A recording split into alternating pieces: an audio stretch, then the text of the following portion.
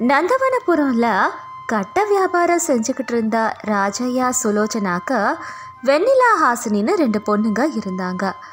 ராஜையாவும் சுலோச்சனாவும் தினமும் கோடாரி எடுத்துக்கிட்டு காட்டுக்கு போய் அங்கே மரங்களை வெட்டி கட்டைகள் எல்லாத்தையும் எடுத்துகிட்டு வந்து மார்க்கெட்டில் விற்று இதில் வர வருமானத்தில் தான் குடும்பத்தை பார்த்துக்கிட்டு இருந்தாங்க. 2 பொண்ணுங்களையும் ரொம்ப நல்லா வளர்த்து ரொம்ப நல்லா பார்த்துக்கிட்டு இருந்தாங்க அந்த அம்மா அப்பா. ஹாசினியும் வெண்ணிலாவும் வீட்டில் இருக்க எல்லா வேலைகளையும் செய்வாங்க. துணி துவைக்கிறது, சமைக்கிறதுன்னு எல்லா வேலையும் செய்வாங்க. காலேஜில் படிச்சுக்கிட்டும் இருந்தாங்க. ஒரு நாளைக்கு ஹாசினி 30 வயசு இருக்க ஆகாஷோட பேசிக்கிட்டு இருந்ததை தங்கச்சி வெண்ணிலா பார்த்துட்டா. அப்பாவா ஹாசினி கிட்ட, அக்கா யாருக்கா அது? அது அவர் நம்மளோட அத்தை இருக்காங்கள்ல, அவரோட பையன்தான். தூரத்து சொந்த அத்தை இருக்காங்களே, அவங்க தான். அவர் என்ன கல்யாணம் பண்ணிக்கிறேன்னு சொன்னார். 2 குடும்பமும் ஒன்றாகும்னு சொன்னார். ஆமாம், 2 பேரும் எப்பயிலேருந்து காதலிக்கிறீங்க? அது ரொம்ப வருஷமாக தான். நான் இந்த விஷயத்த உங்ககிட்ட எப்பயோ சொல்லணும்னு நினச்சிக்கிட்டு தான் இருந்தேன். ஆனால் சொல்லலை, இப்போ தான் மாட்டிக்கிட்டேனே. ஏங்கா, உனக்கு தான் அந்த சேஷ அத்தாவை பற்றி நல்லாவே தெரியுமே. அவங்க சரியான பண பைத்தியம். நம்மக்கிட்ட பணம் இல்லைன்றதுனால தான் அந்த அத்தை நம்ம வீட்டுக்கே வரதில்லை. அப்படிப்பட்டவங்க எப்படிக்கா உன்னை மருமகளாக ஏற்றுப்பாங்க? ஐயோ, நானும் அதை தான் யோசிச்சுக்கிட்டு இருக்கேன். ஆனால் அதெல்லாம் அவர் பார்த்துக்கிறேன்னுட்டு சொல்லிட்டாரு. அதனால் கவலைப்படல. இந்த விஷயத்தை எப்படியாவது அப்பா கிட்ட நீ தான் சொல்லணும், ப்ளீஸ். அக்கா இங்கே பாருங்கக்கா, நீ சொல்கிறது நான் சொல்கிறதெல்லாம் இருக்கட்டும். முதல்ல மாமா இப்போ வீட்டுக்கு வரேன்னு சொன்னார். இன்னைக்கு சாயந்தரம் கண்டிப்பாக வீட்டுக்கு வரேன்னு அவர் சொல்லியிருக்காரு. அக்கா, அவர் கண்டிப்பாக வருவார்ல? எனக்கு ஆகாஷ் மேலே முழு நம்பிக்கை இருக்குது தங்கச்சி. அவர் என்ன தவிர யாரையுமே நினைக்க மாட்டேன்னு எனக்கு சத்தியெல்லாம் பண்ணியிருக்காரு தெரியுமா? அவர் நம்ம குடும்பத்தை பார்த்துப்பேன்னு வேற சொல்லியிருக்காரு. சாயந்தரம் ஆகாஷ் வீட்டுக்கு வந்து பேசுவார்ல, அவர் பேசும்போது நீயே அவரை பற்றி தெரிஞ்சுப்ப. அவர் ரொம்ப நல்லவர், என்னை விட்டுட்டு எங்கேயும் போக மாட்டார். சரிக்கா, அப்போனா முதல்ல நம்ம வீட்டுக்கு போய் அம்மா அப்பா கிட்ட விஷயத்த சொல்லணும். மாமா பாட்டுக்கு திடீர்னு வீட்டுக்கு வந்தோன்னே அப்பாவும் அம்மாவும் கோவப்பட்டுட்டாங்கன்னா? ஆமாம் ஆமாம், வா போகலாம். அப்படி அக்காவும் தங்கச்சியும் பேசிட்டு காலேஜ் முடிஞ்சோன்னே பஸ் ஏறி வீட்டுக்கு போயிட்டாங்க. வீட்டில் ராஜையா சுலோச்சனா 2 பேரும் அவங்க பொண்ணுங்களை பற்றி பேசிக்கிட்டு இருந்தாங்க. என்னங்க சந்திரா அண்ணன் சொன்ன விஷயத்த பற்றி ஏதாவது யோசிச்சிருக்கீங்களாங்க? இதுல நான் யோசிக்கிறதுக்கு என்ன இருக்கு சுலோச்சனா? சந்திரனோட நமக்கு நல்லா தெரியும். அவன் பையன் ரொம்ப நல்லவன். சம்பத்தை நல்லா பாத்துக்கிறான், அவன் குடும்பத்தை பாத்துக்கிறான், நல்லா உழைக்கிறான். நம்ம பொண்ணுக்கு கல்யாணம் பண்ணி வச்சா நல்லா இருக்கும். இதுல யோசிக்கிறதுக்குலாம் ஏதோ இல்ல சுலோச்சனா. நல்ல பையனா இருக்கான், சட்டுப்புட்டுன்னு பேசி முடிக்க வேண்டியதா. ஹாசினி வந்தோன்னே இந்த விஷயத்த அவகிட்ட சொல்லுங்க. அவங்க அப்படி பேசிக்கிட்டு இருக்கும் போது ஹாசினியும் வெண்ணிலாவும் காலேஜ்லேருந்து வீட்டுக்கு வந்தாங்க. அப்பா, என்ன விஷயத்த பற்றி அக்கா கிட்ட பேசணும்? வாங்கம்மா, 2 பேரும் வந்து இங்க உட்காருங்க அப்படின்னு சொன்னோன்னே சுலோச்சனா எந்திரிச்சாங்க. அக்காவும் தங்கச்சியும் உட்கார்ந்தாங்க.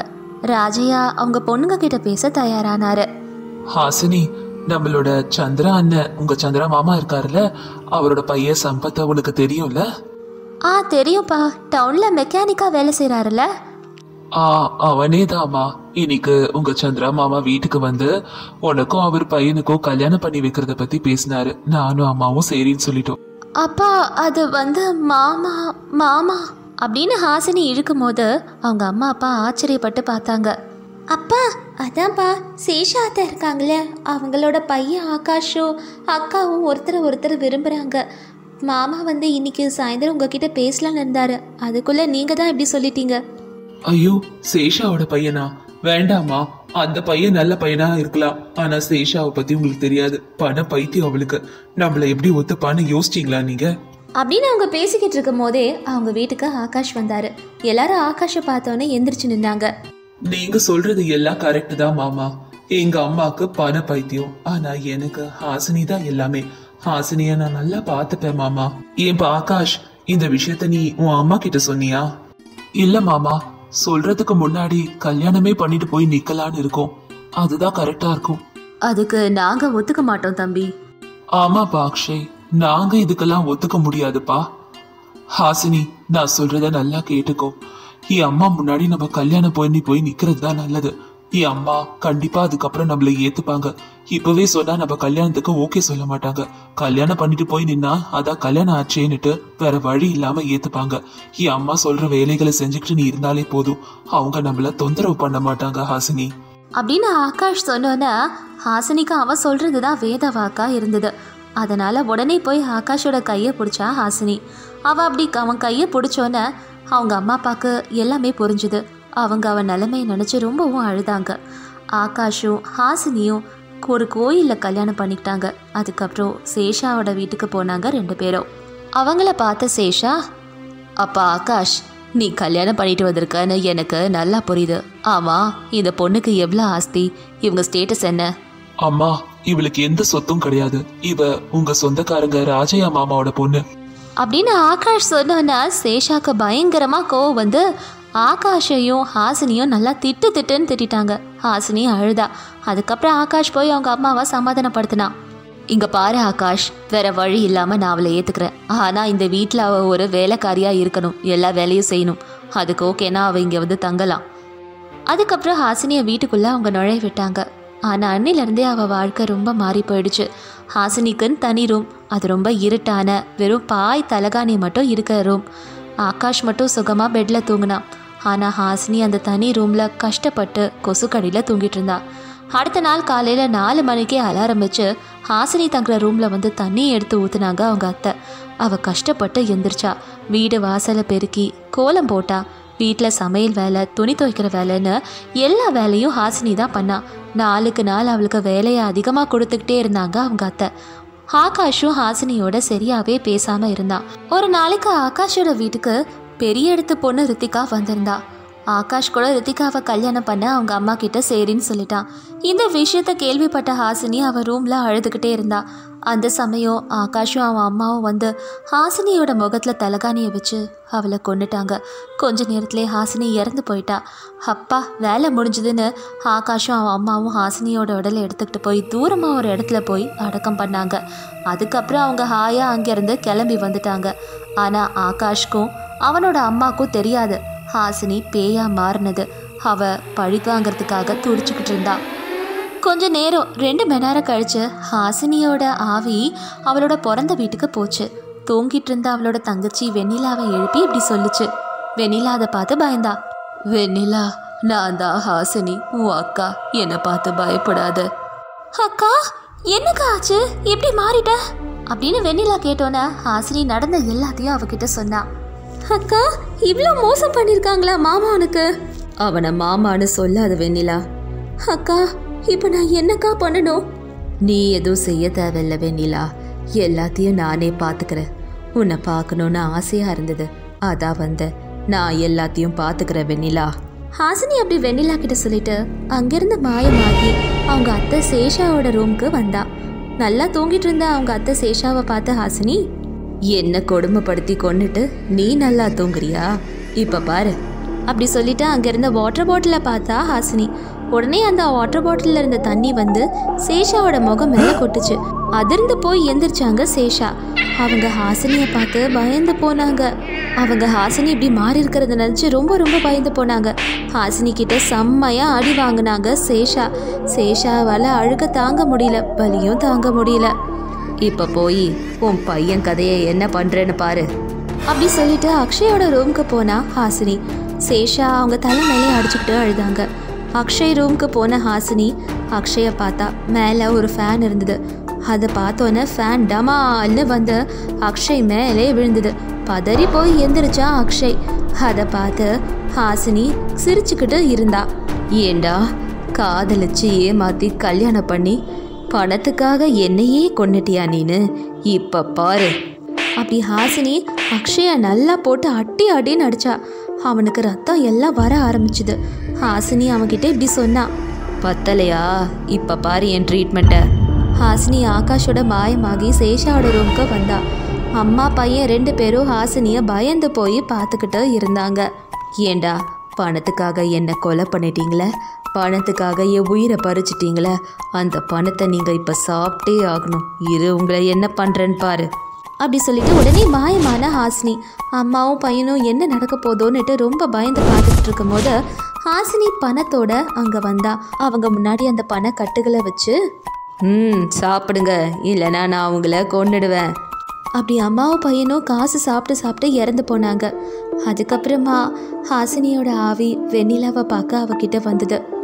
வெண்ணிலா, அந்த பண பைத்தியம் 2 பேரையும் நான் கொண்டுட்டேன். இனி நான் என்னோட உலகத்துக்கு போகிறேன். உன்னை பார்க்கணுன்னு ஆசையாக இருந்தது வெண்ணிலா. அம்மா அப்பா கிட்ட நான் இறந்து போன விஷயத்த சொல்லாத. நான் அங்கே ஆகாஷோட சந்தோஷமாக தான் வாழ்ந்துக்கிட்டு இருக்கேன்னு மட்டும் சொல்லு. அவங்களுக்கு எந்த விஷயமும் தெரிய வேணாம். முக்கியமாக அம்மா அப்பா பார்த்துருக்க சம்பத்தை நீ கல்யாணம் பண்ணிக்கிட்டு சந்தோஷமாயிரு. அம்மா அப்பாவை சந்தோஷமாக பார்த்துக்கோ. சரிக்கா, எனக்கு குழந்தை பிறந்தா கண்டிப்பாக உன் பேரை தான் வைப்பேன். நீ தான் எனக்கு வந்து பிறக்கணும் அப்படி சொல்லிட்டு ஹாசினி அங்கேருந்து மாயமாக மறைஞ்சிட்டா. வெண்ணிலா ஹாசினிக்கு நடந்த விஷயத்தை பற்றி அவங்க அம்மா அப்பாவுக்கு தெரியாமல் பார்த்துக்கிட்டா. வெண்ணிலாக்கு என்னவோ சமையல் செய்யணும்னா ரொம்ப ரொம்ப பிடிக்கும். அவள் கேட்டரிங் எல்லாம் நல்லா பண்ணிட்டு இருந்தா.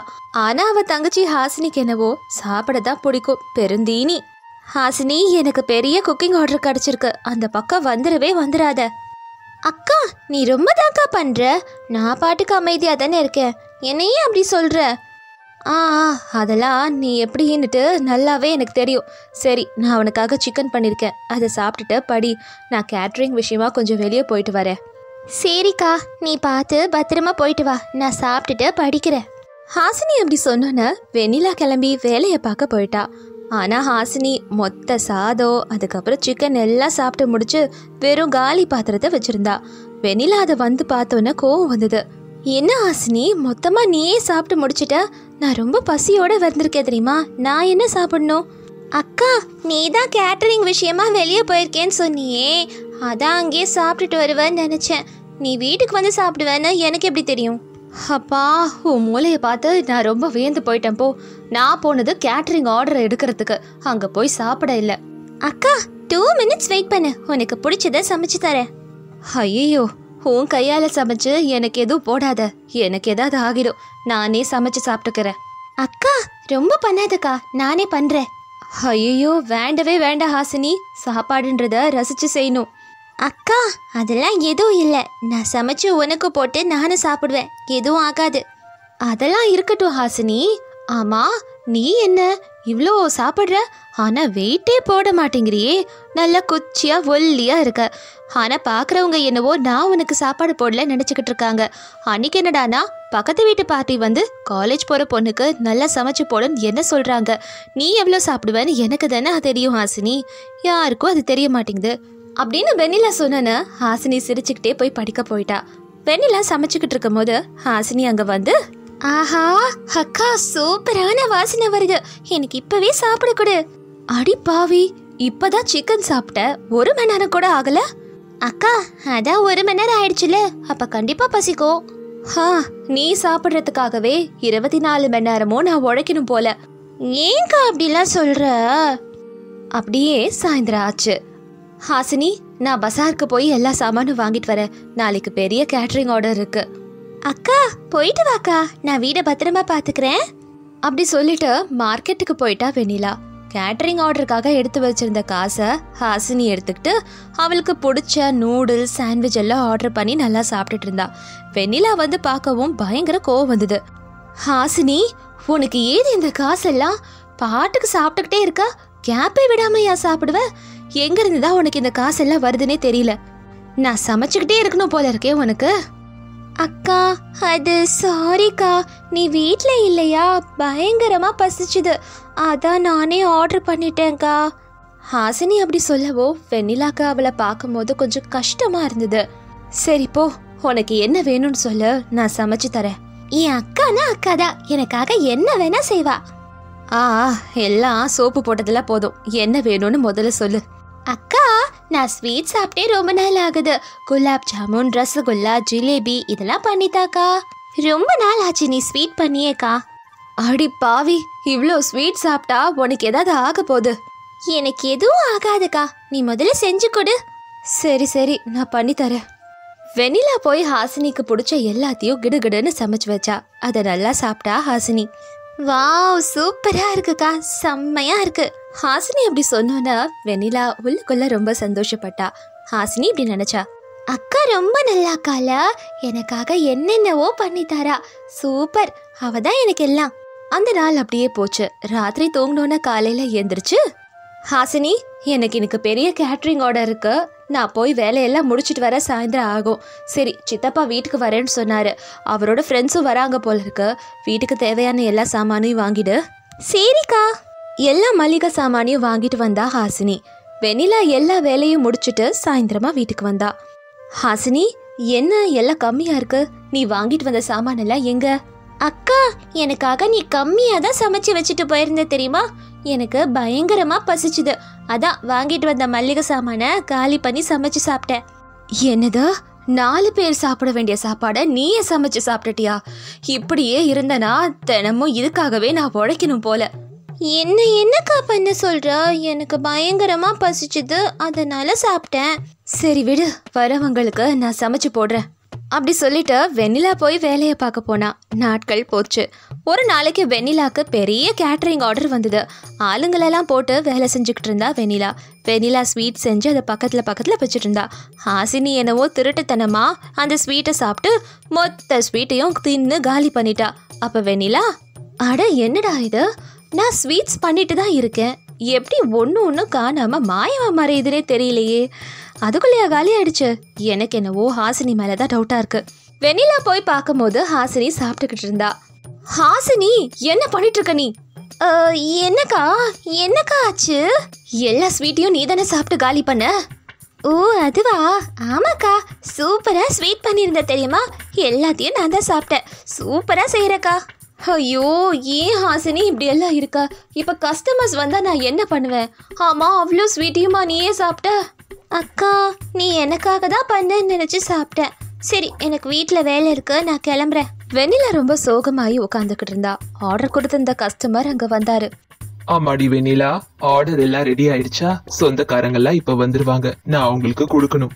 சார், நீங்க கொடுத்தா எல்லா ஆர்டரையும் நான் பண்ணிட்டேன் சார். ஆனா ஸ்வீட்ஸ் மட்டும்தான் பாக்கி இருக்கு. அதை நான் இப்ப பண்ணி முடிச்சிருவேன் சார். என்னம்மா வெண்ணிலா, நான் ஆர்டர் கொடுக்கும் போது எப்பயோ முடிச்சு கொடுத்துருவேன்னு சொன்னியே, ஆனா இன்னும் கொஞ்சம் நேரம் ஆகும்னு இப்ப சொல்ற.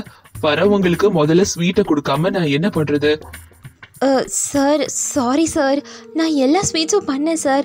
ஆனால் என் கை தவறி எல்லாம் கீழே விழுந்துருச்சு. அதனால தான் மறுபடியும் பண்ண வேண்டிய சூழ்நிலை. ஏமா வெண்ணிலா, அவ்வளவு அஜாக்கிரதையாவா இருப்ப வேலையில? எனக்கு என்ன பண்றதுன்னே தெரியல. நான் காசே கொடுக்க போறது இல்ல இதுக்கு. ஸ்வீட்ஸ் எல்லாம் எனக்கு டைம்க்கு ரெடி ஆனும். சார் ப்ளீஸ் சார், இன்னும் 1 மணி நேரத்தில் நான் எல்லாத்தையும் பண்ணி கொடுத்துட்றேன் சார். மாவெல்லாம் ரெடியாக தான் இருக்கு. ஸ்வீட் மட்டும்தான் சார் பண்ணணும்.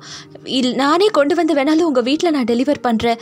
இப்போதைக்கு சமைச்சிருக்க எல்லாத்தையும் எடுத்துகிட்டு போங்க சார். ஓ, காசெல்லாம் என்கிட்ட இருந்து வாங்கிக்கிட்டு ஸ்வீட்டை கொடுக்காம எஸ்கேப் ஆகலான்னு பாக்குறியா? நான் 1 பைசா கூட நான் உனக்கு கொடுக்க போறது இல்ல. சார், நான் ஸ்வீட் கொடுத்ததுக்கு அப்புறம் காசு கொடுங்க சார். என்னவோ நீ சொல்ற, ஆனா எனக்கு நம்பிக்கை இல்ல. இவங்க பேசிக்கிட்டு இருக்கிறத கேட்டுட்டு ஹாசினி வெளியே வந்தா. பிரபாகர் சார், என்னால தான் எல்லாமே. சாரி, என் அக்கா ஆர்டரை ஒழுங்கா செஞ்சு ஸ்வீட் எல்லாம் செஞ்சா. நான் தான் தப்பா புரிஞ்சுக்கிட்டு வீட்டுக்கு செய்யறான்னு சாப்பிட்டு முடிச்சிட்டேன். என்னது, எல்லா ஸ்வீட்டையும் நீயே சாப்பிட்டுட்டியா? அது எத்தனை பேருக்கு வைக்க வேண்டிய ஸ்வீட்னு தெரியுமா? சார், எனக்கு தான் தெரியாதுன்னு சொல்றேன்ல. 1 மணி நேரம் டைம் கொடுங்க. நானும் என் அக்காவும் ஸ்வீட்ஸ் எல்லாம் செஞ்சு உங்க ஆர்டரை சீக்கிரமா முடிச்சிடும். சரின்னு சொல்லிட்டு பிரபாகர் சார் அங்கேயே உட்காந்துக்கிட்டு இருந்தாரு. ஹாசினியும் வெண்ணிலாவும் சேர்ந்து கிடுகிடுன்னு எல்லா ஸ்வீட்ஸையும் ரெடி பண்ணாங்க. சொன்ன மாதிரியே 1 மணி நேரத்துல எல்லாத்தையும் முடிச்சாங்க. அப்ப பிரபாகர், சரிம்மா, இந்தாங்க நீங்க கேட்ட காசு. அக்கா, சாரிக்கா, என்னாலதான் எல்லாமே. என்னாலதான் உனக்கு இந்த அவமானமே நடந்துச்சு. சாரிக்கா. இப்பயாவது புரிஞ்சுக்கிட்டே உன்னாலதான் எல்லான்னுட்டு. ஆனா அவ்வளோ ஸ்வீட் சாப்பிட்டா உன் ஹெல்த் என்ன ஆகும் தெரியுமா அப்படின்னு வெண்ணிலா சொல்லிக்கிட்டு இருக்கும் போதே ஹாசினி மயக்கம் போட்டு விழுந்துட்டா. பதறி போய் வெண்ணிலா ஹாசினிய ஹாஸ்பிட்டலுக்கு கூட்டிட்டு போனா. டாக்டர், என் தங்கச்சிக்கு என்னாச்சு? நல்லா இருக்கால? என்னம்மா, உங்க தங்கச்சி இவ்ளோ கேர்லெஸ்ஸா இருந்திருக்காங்க? ஒரேடியா இவ்ளோ ஸ்வீட்ஸா சாப்பிடுவாங்க, அதான் மயக்கம் போட்டு விழுந்திருக்காங்க. சரி, இன்னும் அவங்க கொஞ்ச நேரத்துல கண்ணை முழிச்சிருவாங்கம்மா. சார், வேற எந்த ப்ராப்ளமும் இல்லைல்ல சார்? இல்லம்மா, இப்போதைக்கு எதுவும் இல்ல. ஆனா இவங்கள ஸ்வீட் சாப்பிடாம பாத்துக்கோங்க. கொஞ்சம் நல்லா ஹெல்தியா சாப்பிட சொல்லுங்க. அன்னிலிருந்து ஹாசினி மாறி கம்மியா சாப்பிட ஆரம்பிச்சா. அக்காக்கு கேட்டரிங்ல ரொம்பவும் உதவியா இருந்தா ஹாசினி.